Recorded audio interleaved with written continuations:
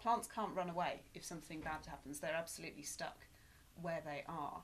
And so if there's a change in the conditions, for example, a loss of nutrients in the soil or a patch of high salt or something like that, plants don't like high salt, so they've got to be able to adapt by being able, for example, to grow their roots further down into the soil or to spread out and explore new places.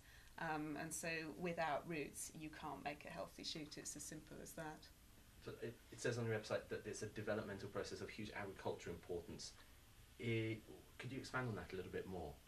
Yes, so if we can understand how plants undergo the process of making new roots, making roots branch, making roots go in different directions, then again we can work out how we can breed or engineer plants that have better root systems that are adapted to particular soils. I mean, we work in a model plant so that we can understand the molecular nitty-gritty, but data that comes out of this research in this little weed that we work on can then be taken and used by people who grow crops like rice, for example, like beans, all sorts of different things, and they say, okay, so that gene is important in the little weed, let's see if it's important in rice or beans as well, and they can make plants, for example, with bigger root systems or root systems that can go deeper or root systems that are more tolerant to salt stress, for example. Here actually we have got some other kinds of plants growing. These are much more like the kind of plants that you're probably familiar with. This is the little weed that we work on, Arabidopsis,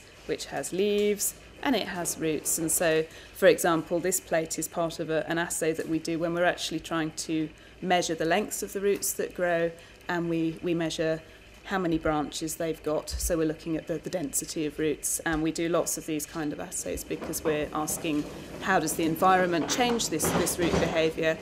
If we manipulate genes within the plant, how does that affect the behaviour of the roots as well?